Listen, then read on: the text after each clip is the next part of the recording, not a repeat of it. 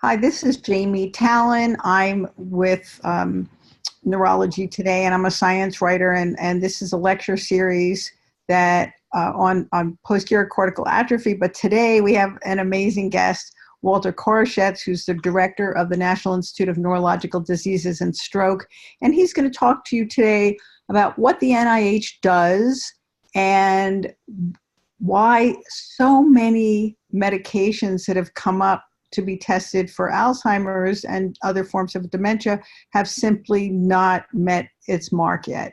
So Dr. Koroshetz, welcome, and we'll take questions after you finish talking. Okay, thanks, Jamie. And again, I apologize to folks. I have a cold, so I may be coughing here and there. But yeah, it's a pleasure to talk to you about what we do here at NIH and particularly with regard to neurodegenerative diseases. And I hope this is helpful. I'm sure some of it's been redundant. But I guess just to start off with, the National Institutes of Health is really the largest biomedical research institution in the world. And its budget now is $39.2 billion a year. And 80% of that money goes out of the NIH to support research at more than 2,500 institutions around the country. The process for funding at NIH is very much an American system in that it's a competitive process and it's jury by your peers. So the way it works is that someone submits their ideas in the form of a grant. That grant is reviewed by a study section. The study section is composed usually of people who are scientists in universities, sometimes patients or people from nonprofit groups are on the study sections. And they review the grants and they have the chore of actually giving the grants a score. And then those scores are used to develop a percentile. So the best grants are in the top 1 percentile, and then it goes all the way down. And the way most of the money is spent is that we pay the scores that are the best until we run out of money. And currently at NINDS, we fund up to what's called the 16 percentile, which means that 84% of the grants don't get funded. So the top 16% get funded, and then we run out of money. But people have the opportunity to get a critique back from the study section, and they can use that to improve their grant and submit again. And so the success rate of an individual with a grant, is much higher than the 16. It's probably in the high 20s or even 30s. But that's how the system works. So NIH is not an employer for the universities. It's a granting agency. And the grants are basically scored based on their significance, on the approach, the scientific approach they're taking, how rigorous the work is, and the impact that work can have. NIH is interesting in that there are 27 different institutes and centers, and each of them gets their own budget from Congress. So here at NINDS, Congress gives us a certain amount of money each year for us to spend, and they do that for the other institutes as well. That leads to a little bit of siloing, but we have groups that work together to kind of break down the silos. And in neuroscience, we have what's called the Blueprint for Neuroscience, which is all the neuroscience institutes come together to integrate what they're doing, coordinate what they're doing, and actually to fund projects out of a common pool that's good for all of neuroscience. And there are, I think it's 15 institutes in the Blueprint for Neuroscience. NINDS is 100% neuroscience, but National Institute of Child Health and Development has a lot of really good neuroscience in terms of child development. National Institute of Mental Health is heavily into neuroscience, and particularly lately the National Institute of Aging, their neuroscience budget has increased by about, let's say, 4-fold in the last couple of years because Congress has been increasing the amount of funding going to dementia research Most of that funding goes to the National Institute of Aging. Because we do dementia research, we have an agreement where we get about 10% of their funds to manage our programs at NINDS. So it's a little complicated system. It's not perfect, but if you look around the world, I don't see another system that works better. Here, it's really what the money you get depends on how good your ideas are, and not really who you know, or whether you are towing to some political organization. So it's a very kind of American system.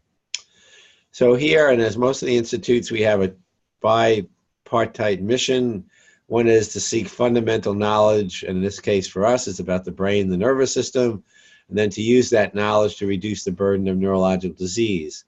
The other institutes, will have the same kind of thing, to get fundamental knowledge about whatever organ, say the Heart, Lung, and Blood Institute, about the heart and lungs, and to use that knowledge to reduce the burden of heart, lung, and blood disorders.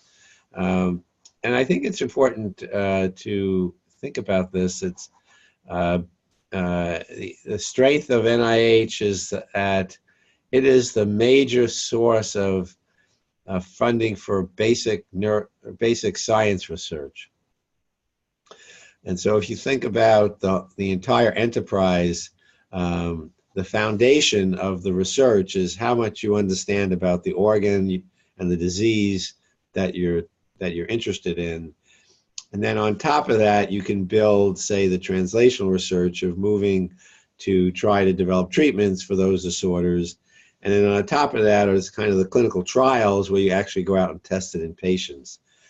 And what you find is that in many areas, particularly in neuroscience, we don't really understand all about how the brain works or how the nervous system works or how to manipulate it for health. We may understand maybe 3 or 4% of what we need to know.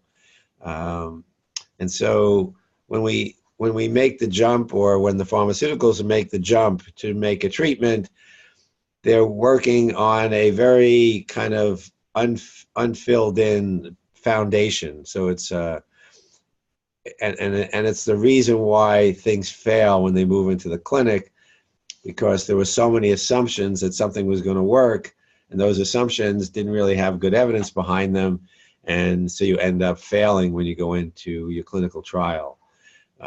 So you need to do both. You need to make a shot to see if a therapy is going to work, but you really need to build that fundamental knowledge, or else and that's the only thing that's going to really increase your chances of success in developing treatments. And no one else funds basic research except NIH. Sorry about that. So the pharmaceutical companies will put money into building new molecules in translation and doing clinical trials, but they don't fund basic science research at all. So that foundational stuff really comes from NIH. So in our institute, we're responsible for what people think is around somewhere between 200 and 400 different neurological disorders. Some of them are very common, like, say, epilepsy, Parkinson's disease, stroke. Some of them are pretty uncommon, like Charcot-Marie Tooth, Guillain-Barré. They're not super uncommon, but they're not extremely common. Most of the disorders are pretty devastating. Even the ones, say, migraine, which doesn't usually lead to a serious fatal problem, is one of the leading causes of disability in the country because it's so common. It is the leading cause of missed work, for instance, in our economy. So we have a lot of different disorders. We can't go after every one of them. So what we try and do is to try to fund research that would give clues that would help many of the disorders. And sometimes those clues come from places that you never expected. Sometimes not even from neuroscience. So some of the best examples are right now the use of interference RNA therapies to block genes that are causing destructive features in the nervous system. That work came out of people looking at worms. The CRISPR-Cas9 technology, which is for gene editing, that came out of studies of people looking at how bacteria respond to viral infections. So it is a testament to the importance of this fundamental research that, if you fund really good research, good things are going to happen, but you really can't predict where they're going to come from. So in any disease, the real breakthrough may come from people studying something completely different. So the actual amount of money spent on a particular disease is a little bit, it's not completely, it's a little disingenuous to the overall the overall effort. So here at NINDS, as I mentioned, most of the research money goes into basic research. About 25% goes into research on the nervous system that's disease agnostic, not any particular disease. The biggest amount of money goes into trying to understand the biological basis of disease, neurological diseases. That's about 40 to 50% of our money. Then we have a translational program, which is very interesting because we put it together probably about 15 years ago when I first came. And we put it together because many of the companies were getting out of nervous system diseases, that they found that the failure rates were so high and the risks were so high that they completely shut down their programs. And we thought that it was our job to kind of keep the pipeline flowing. So what we do is we have programs that de-risk certain therapies, and we go to the point where even the companies that are cynical see that, wow, this really looks like it could work, and then they pick it up. So we're not trying to be a pharmaceutical company, but we're trying to de-risk the process so that the pharmaceutical companies will take things and go to develop treatments for patients. And then we also run clinical trials. We run a network to test early stage first in human trials in neurologic disorders. Sometimes these are things that come from companies, sometimes they're things that come from academicians. And then we fund some we call effectiveness trials to inform practice of medicine in stroke, in emergency care, and in other neurological conditions, so-called comparative effectiveness research. What we don't fund is, the big expensive study of a new drug from a company. We think that that's really needs to be supported by the companies themselves. But the work that we do allows the companies, some of the small companies, to raise money to do the phase 3 trial, or sometimes they basically get bought out by the big company because it looks so good. So that's kind of our soup to nuts in a summary slide. And what we do, in terms of the research, it does take a long time before you see a clinical result. And what we're trying to do now is to try and put stories up on the web that indicate, when the science that NIH funded started, what it led to, and then when it became clinically, a big breakthrough. And this is the story of deep brain stimulation for Parkinson's, which started from research here at NIH in the 60s, understanding, how the circuit worked. Then this finding of Parkinson's in people who took a drug called MPTP by mistake. They were drug addicts. They were trying to make the drugs themselves, and they made a toxin that made them Parkinsonian. Turned out that that drug was able to be used to make monkeys Parkinsonian, and then the circuit abnormalities the circuit that had previously been understood, now we understood what the abnormalities were, and by electrically stimulating in a particular area, we were able to, investigators were able to reverse a lot of the motor symptoms of Parkinson's. But the point is that it really took a long time to get there, but there's really no substitute for moving along this pathway because so many things happen that you just didn't know were going to happen. And so the process is stepwise until you can really get to a therapy. So this is our budget. So we had 12 years of no increase between 2004 and like 2015, and then we've started getting increases in the last 4 years, and that has really been a huge help because we were really in trouble with those flat years. The number of applications increased, the cost of research increased, and we had to cut pretty substantially, and our pay line at one point was down to 8th percentile. So, but in more recent years, we've been able to really open up things, and and there's also increased funding that comes from Congress, all for neuroscience. One for the Brain Initiative, which we'll talk about, one pot of money for dementia research, which I mentioned earlier, and now there's a new emphasis on developing treatments for the opioid crisis, and for us, it's developing non-addictive pain medications. So we've become very busy in the last couple of years with these new mandates from Congress. This is the amount of money for neurodegeneration each year. So it's now up to $2.7 billion a year for neurodegeneration research, which is substantial, an increase over from 2014. And we support research on a variety of neurodegenerative diseases. The Aging Institute primarily focuses on Alzheimer's, and we do research in Alzheimer's, but much more in Parkinson's, Huntington's, frontotemporal dementia, vascular contribution to dementia. We have in our institute program directors who are who are responsible for different disease areas. So for Lewy body dementia, Dr. Babcock, a neurologist, is the head. For Alzheimer's related dementias, Rod Carvo is the head. For Parkinson's, Beth Sieber. For Huntington's, Dan Miller. ALS, Amelie Gubitz. For clinical trials, Robin Conway. Clinical trials for Parkinson's, Kodrin.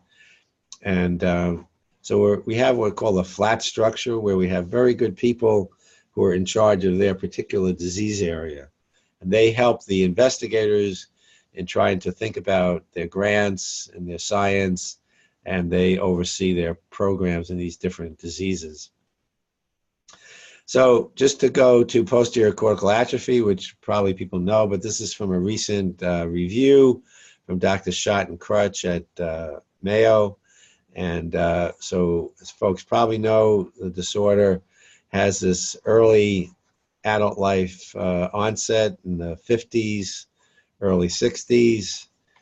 And in most cases, there's what we call amyloid pathology or Alzheimer's pathology. And that is characterized by two things. One is what we call amyloid plaques, which are seen here. Oops, I'm sorry. And the other one are tangles of tau. So those are the two main proteins. The amyloid is a protein called A beta, and the tangles are a protein called tau. And in both cases, these proteins basically glom together and form aggregates in a kind of organized fashion. The amyloid is outside the cells, kind of in between the cells and their processes.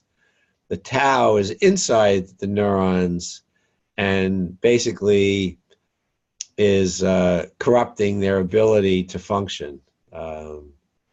And so this is what the plaques look like outside the cells. This is what the tangles look like inside the cells. Here again, you see the plaque, and this is a artist diagram of the tangles. This is a high power view of a plaque. It's got amyloid in the core, and then which is dense and it's kind of fuzzy around the outside. And this is a nerve cell, which has its long process here, the axon. That's the nucleus. and then inside the neuron is just basically filled with this tangle of tau. And in general, when you see these tau tangles, that usually means the neuron is going to die. It's a really kind of bad sign. And we'll get to what the staging of this may be. Now, in posterior cortical atrophy, the reason it's called that is because the problems are in the posterior part of the brain. So these are different scans of the brain. We'll go through them. But here's the front of the brain. Here's the back of the brain. And in the back of the brain, the very back part of the brain is the visual cortex. So visual disturbances are really the core feature of posterior cortical atrophy. And then the visual processing systems are a little bit further on the side. And those are things like recognizing, objects, higher visual processing, reading, for instance. And then the front of the brain actually looks pretty good at this stage. Now, this scan is a blood flow scan. It's called a blood flow scan. So in the back of the brain, there's not as much blood flow. That's why you see this dark area and the bright areas in the front where you have more blood flow. And that's because this part of the brain is not active because it's having trouble. And the blood flow goes to the brain that's active. So here, less active brain, less blood flow. This is a PET scan of glucose. And again, glucose is the main energy supplier of the brain. And again, you can see a lot of glucose being used here in the front of the brain, not much glucose being used in the back of the brain. And that's because the problem are all in the back of the brain. The brain's less active, it's taking up less glucose. Now, this is an MRI scan, and there's a little bit of atrophy here. It's not really pronounced, but I guess that's a good one to show because it shows you that in this case, the brain, even though it's still there, is just not functioning normally. And it's mostly in the back of the brain. Now, eventually this will become more atrophied and these spaces will become bigger, these dark spaces between the different sulci of the brain. Now, this is interesting. This is an amyloid scan. Remember, we talked about amyloid being the plaque that's deposited outside the cells, between the cells. And what you see here is the amyloid is all over the place. So as compared to all these, where everything is worse in the back, this actually looks worse in the front. Or basically, it's all the same everywhere. And so why is that? Well, what we're thinking now is that the degeneration that occurs in Alzheimer's occurs because the amyloid starts to build up in the brain, and then that stimulates the tau. And the tau is what really causes the dysfunction and eventually the atrophy and the death of the neurons. So the amyloid is everywhere, but it doesn't really tell you where the problem is.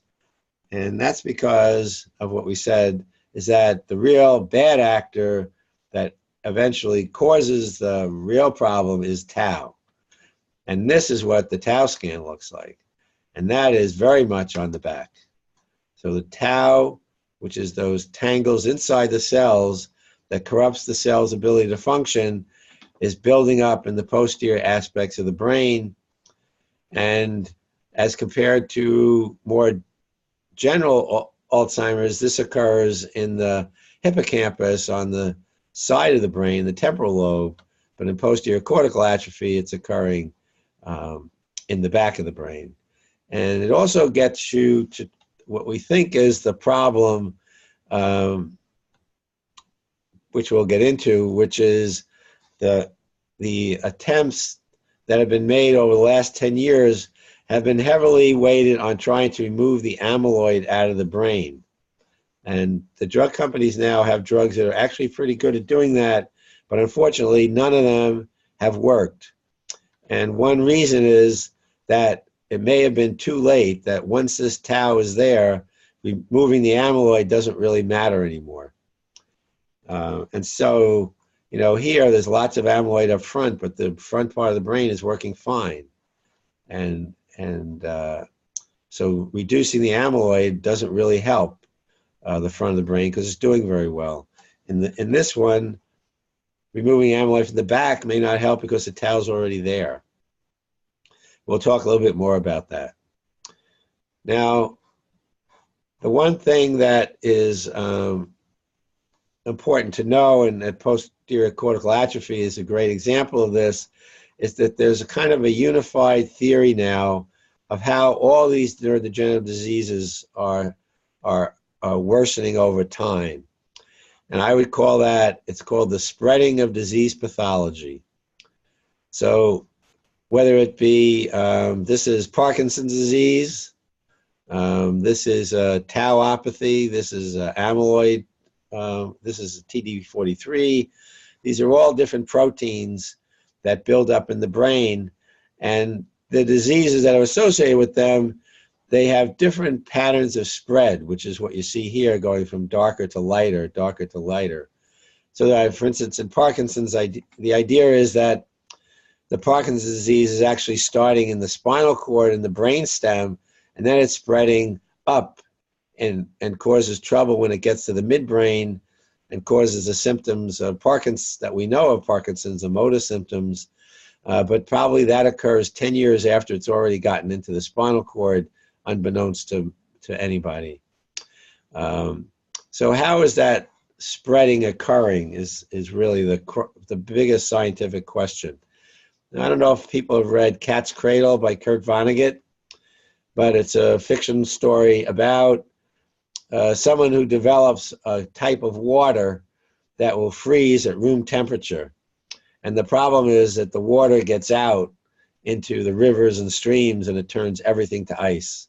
And that's the idea of spreading and causing these aggregates. So what we think is going on is something that occurs in a disease called prion disease, but we think it may be going on in Alzheimer's, Parkinson's, FTDs, all the neurodegenerative diseases. And that is that you have, normally you make your cell here, this circular area is making a protein. It's this green thing, and it's perfectly normal. But somehow into the system comes the same protein, but it's been bent, it's been folded. It's really a bad folding. We call misfolding. Now what happens is that misfolded protein attaches to one of the normal proteins. And then that causes the normal protein to also take on that abnormal shape.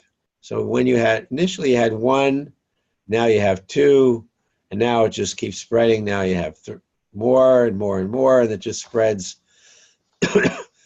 And that's kind of like this ice 9, where this bit of water that can turn to ice at room temperature starts to then hit another molecule of water until the entire river turns to ice. Now we think that not only does this happen, but the proteins, they go from one cell to another. So these abnormal proteins are secreted by the cell and they're picked up by the next cell. And then that causes the aggregation to occur in the next cell, and then that connect to another one, and so the aggregation then moves to the next one. And that's how you get the spreading throughout the brain, that these proteins are misfolded and they're then spreading to the area, to the brain that's connected to them. Then that area is spreading to the brain that's connected to them, and then further on and on until you get spread throughout the entire brain. In Parkinson's disease, people oftentimes will, basically live and they'll have trouble with their motor systems, but in many of them, if they live long enough, it'll move into the brain and they'll develop a dementia. So occasionally, even in the Parkinson's type conditions, you get dementia as you get older, and you may have Parkinson's for 20 years before the dementia comes. But there actually are some people who develop dementia even before the Parkinson's. So it starts up here and then spreads down. Anyway, but this idea of spreading is the thing that we're most focused on and trying to stop. Because then if we can diagnose people early, we can stop that spread. And in posterior cortical atrophy, what we hope is we can stop the spread of tau from going back and going forward. And the question is, how do we do that? And so a lot of the focus now is on tau as opposed to A beta. And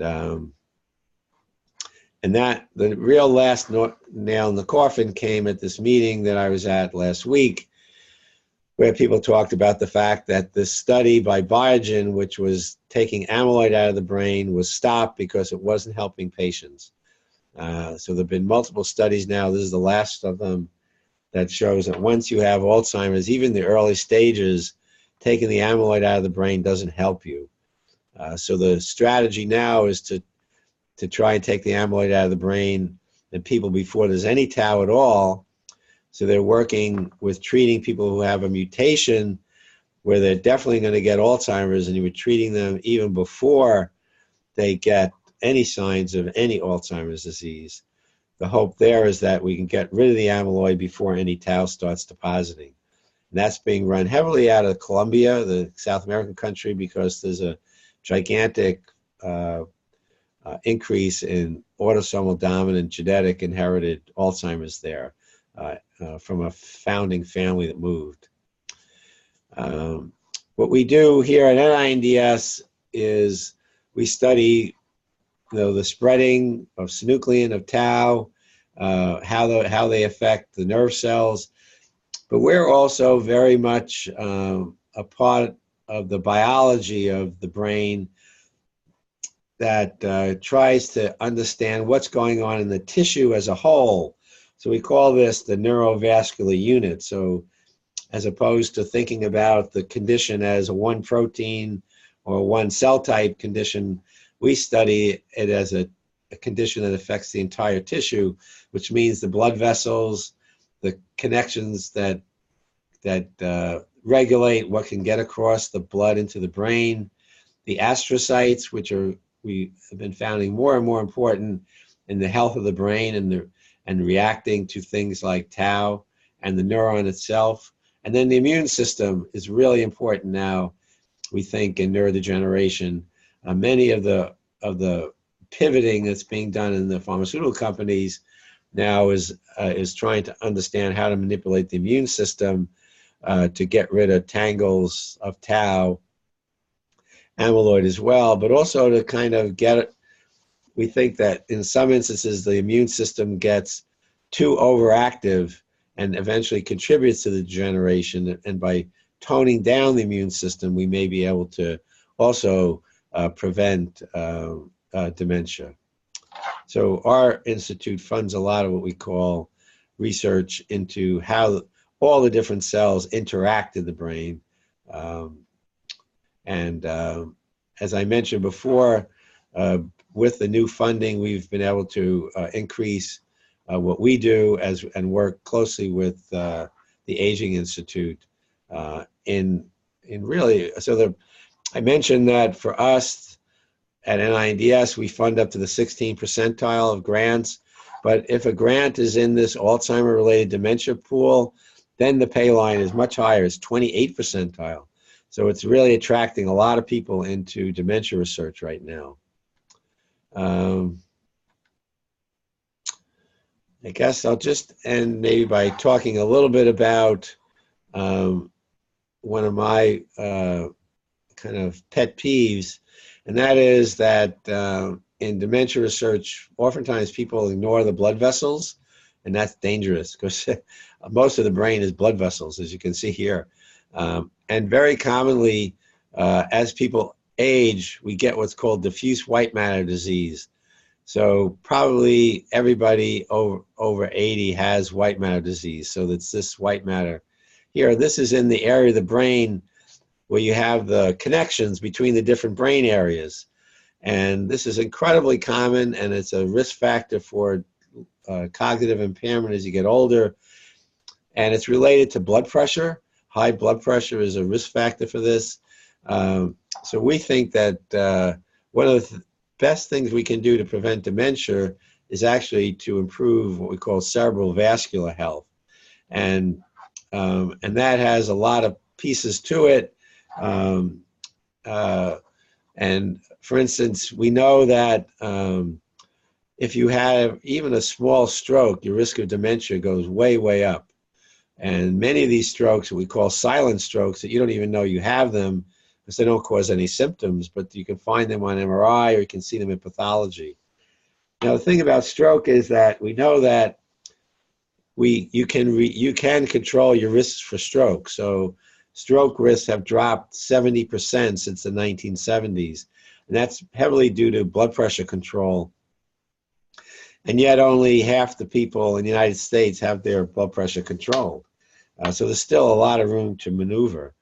And in fact, we funded a study called Sprint and Sprint Mind, where we treated people with very intensive blood pressure lowering to below 120 compared to those people at 140 milligrams of mercury. And we were following cognition in this study, but it had to be stopped early because the intensive blood pressure lowering people had less mortality. So it wasn't ethical to continue the study. It was stopped about halfway through, but we followed the patients anyway. And recently, just 2 months ago, published that even though it was stopped, the people with the intensive blood pressure lowering had a decreased risk of cognitive impairment.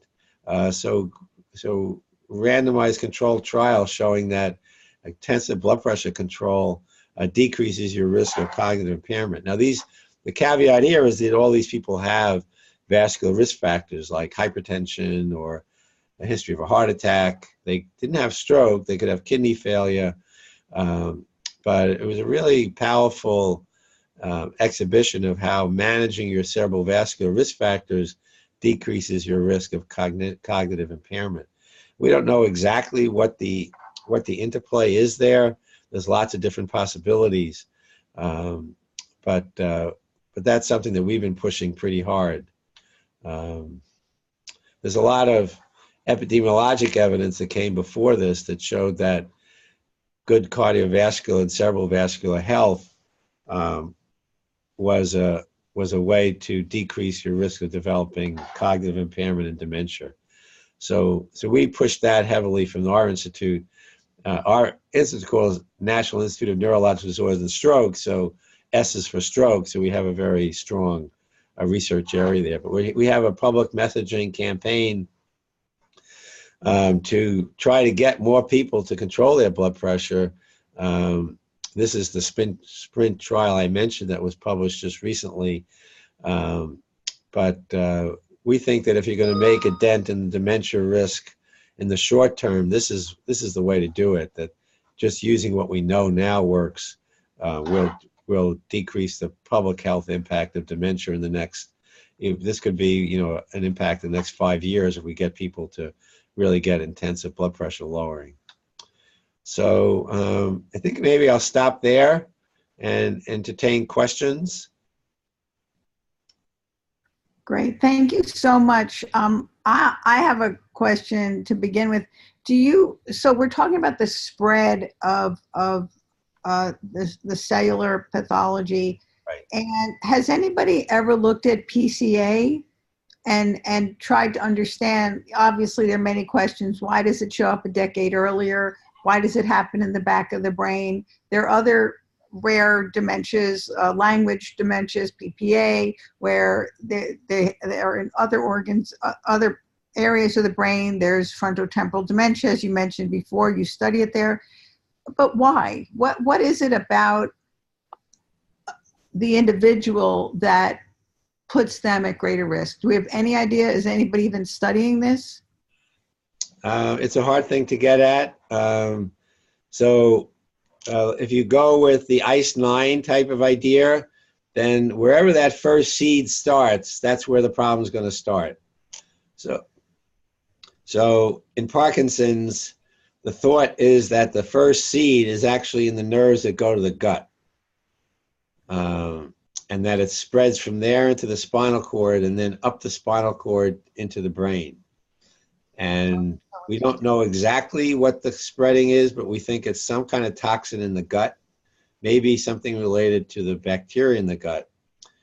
So there's evidence that, and it's not great, but there's evidence that if you had the vagus nerve to your gut section cut, and this was done for ulcer surgery in the 70s and 80s and 60s and 50s.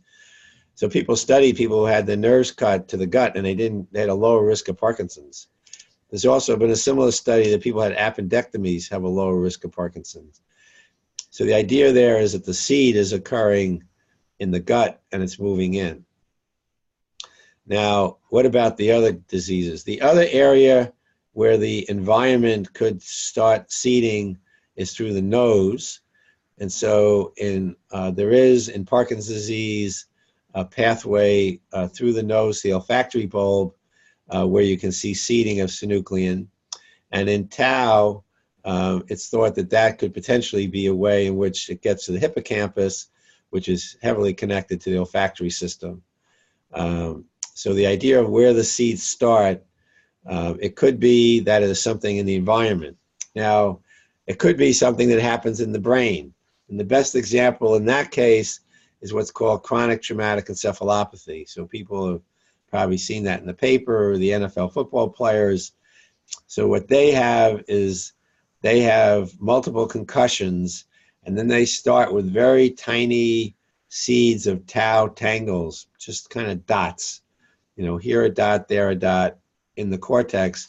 And then those dots tend to get bigger and bigger, and they coalesce, and it's basically tau spreading. So there, we know exactly what it is. It's concussion that causes the tau to start. So it turns out that a lot of different types of injuries, so a hypoxic injury, concussive injury, ischemic injury, the tau protein becomes transiently abnormal and then oftentimes go back to normal again. But there are a lot of things we think that could then cause that seed to first start. And then that's all you need is a seed to start, and then it's going to start spreading. Now, why in the back of the brain, I don't really know. There's nothing that we know of that. I mean, this is the visual system, so it's heavily connected to the eye. But I don't think anybody knows or has a theory of things moving in from the eye and then seeding the back of the brain. But there's something, yeah, there's definitely something that's happening there that we don't understand that's causing those seeds to start there. Good. I'm gonna ask anybody who has a question to raise their hand. And yes, Steve. Doctor, I was struck by your statement that we only know about 3 to 4% what we need to know about how the brain functions. Right. Specifically as it relates to dementias, what are some of the known unknowns that people are looking at or trying to understand about how the brain functions, and what does that mean in terms of prospects for treatment or prevention? Right. Well, so the areas that are, scientists tend to go to things that are simplest first. The idea of, you know, it was just amyloid, that's easy, it's a protein, just get rid of the protein, everything's gonna be fine. That's what you start with. And, you know, it's a pretty good, you know, it's a pretty good hypothesis, because people who have mutations in amyloid get Alzheimer's disease. But it turned out that that's not that simple. And so what don't we know? We don't know how the amyloid starts off with the tau. And we don't know the role of the immune system reacting to tau that might be causing degeneration. So it's kind of what I was getting at. The harder part is when it starts to get complicated and you start to throw in the blood vessels, the astrocytes, the neurons, the immune cells. You know, you're not then dealing with one protein anymore, you're dealing with a whole system. And in actual fact, the brain is not sitting there by itself, but it's connected to the rest of the body, so the microbiome. There was a really interesting paper at the meeting that in mice, if you treat the baby mice with antibiotics, you change their microbiome and they don't get Alzheimer's disease. But if you don't treat them with antibiotics, the mice get Alzheimer's disease. but only the males, not the females. So no one has a clue what's happening there. So we know that there's lots of things we don't understand, particularly related to how the tissue interacts and how the tissue is dependent upon other things in the circulation. The spinal fluid turns out to be important, that these proteins are being secreted and then they move into the spinal fluid and then get out of the brain. And that process was just identified like 3 years ago. They go through these water channels that the water moves through, and the proteins go along the blood vessels and then go outside. And that can be affected by age. Sleep has a big role. It turns out the clearance is much increased during sleep than it is when you're awake. And no one had a clue about any of those things, 3 or 4 years ago. So what's happening is the old theories are breaking down, and there's a whole bunch of different areas that are popping up, but they're disjointed, and how they all fit together is still a big question. But I think what we know now is that it's not as easy as thinking that it's just have to stop one protein from forming. And that's unfortunate, but that's kind of where we are now. The other area that is really been untouchable is that that the problems that people have are not related to whether the protein's there, but it's related to how the circuits are functioning. So the circuits have been untouchable because they're distributed throughout the brain. So this I'm showing you now is a new technology that was just developed recently, where you can actually see in 3D, the complexity of the circuits. And so as opposed to, looking for amyloid, what we need to do is to see, well, how is that affecting the visual circuits? And so if you have a drug that targets the amyloid, but the circuits keep getting worse, that's not going to work. We never had that opportunity to do that before, but now with these kind of new technologies, out of what's coming out of what we call the Brain Initiative, we can actually see the structure of circuits, as you see here, for the first time.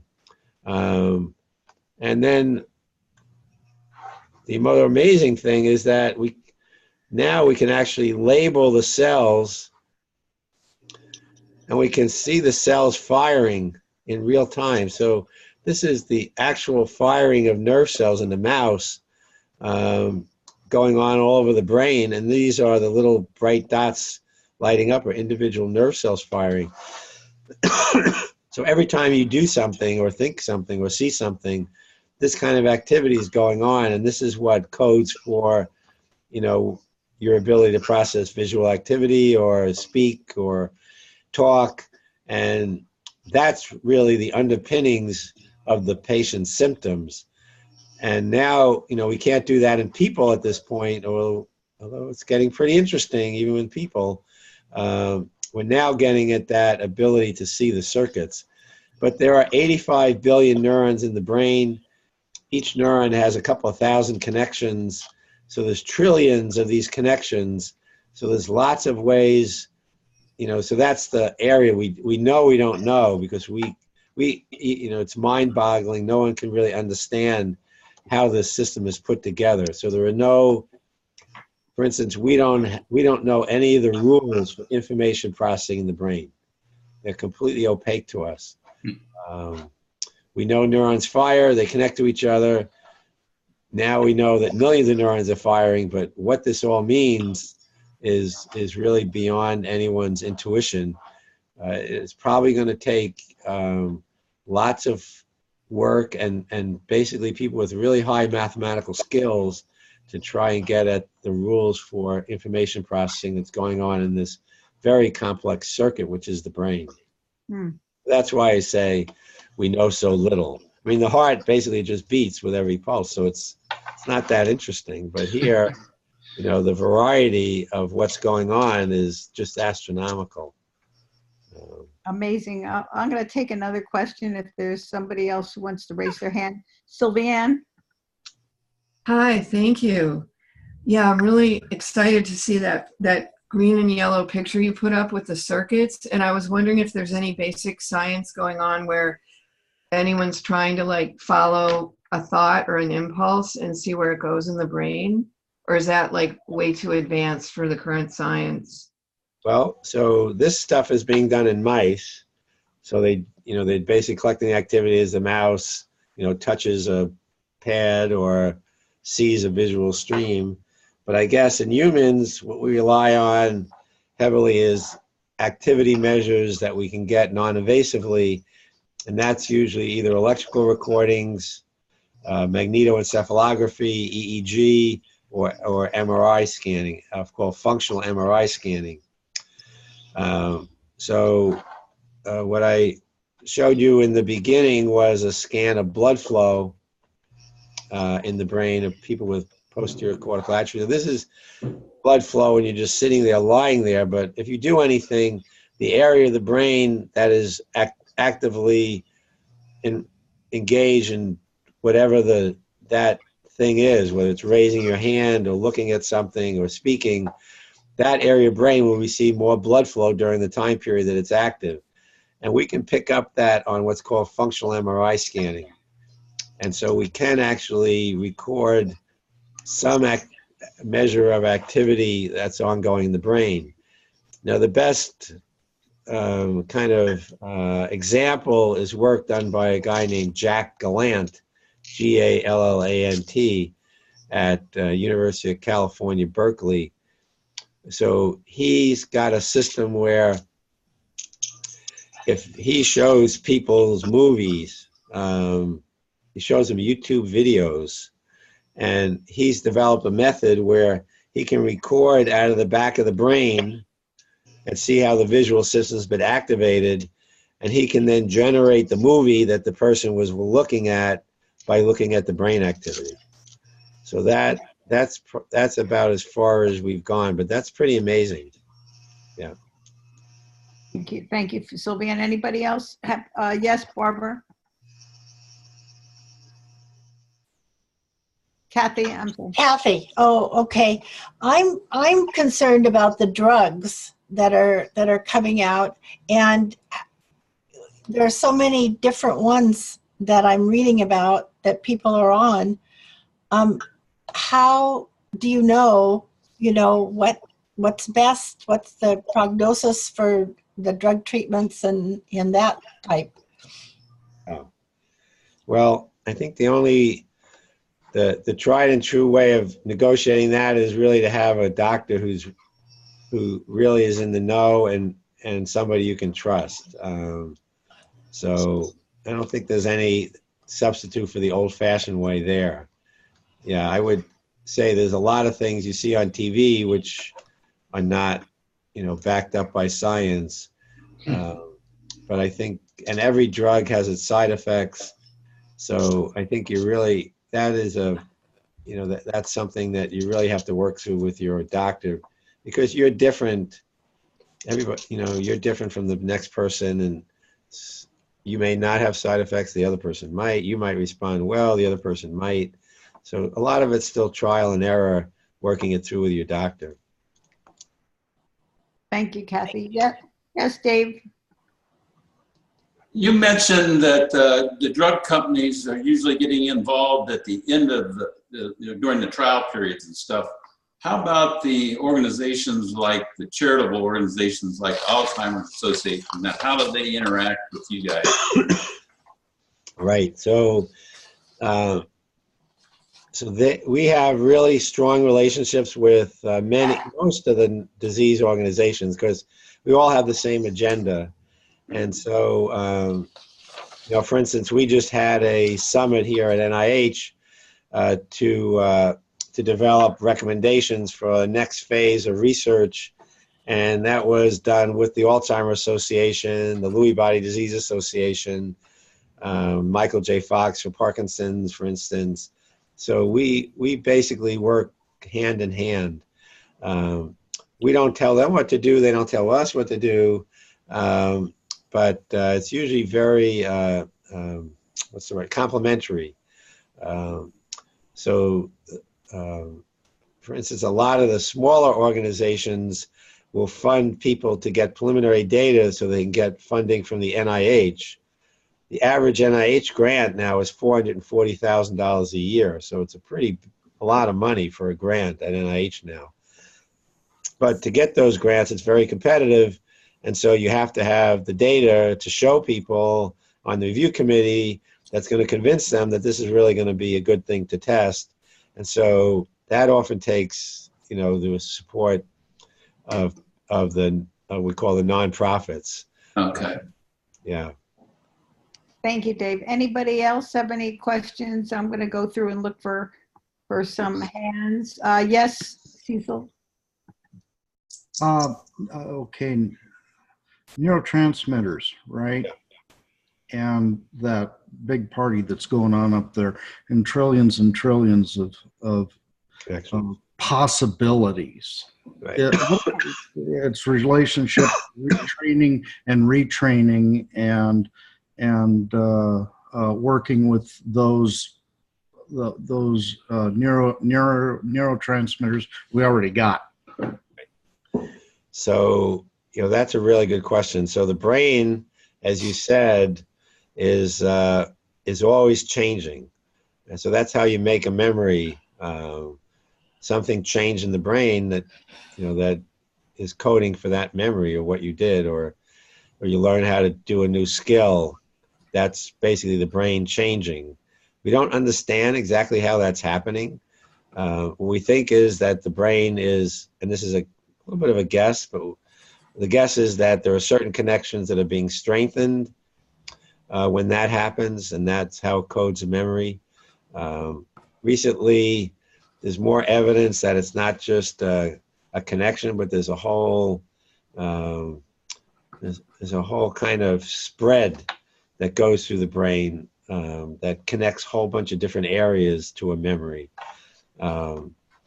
So we take that for granted that the brain is already changing. But the only way we've really learned how to do that is by practice. That the brain usually becomes plastic when you use a certain area of the brain, and that's usually rehabilitation and practice.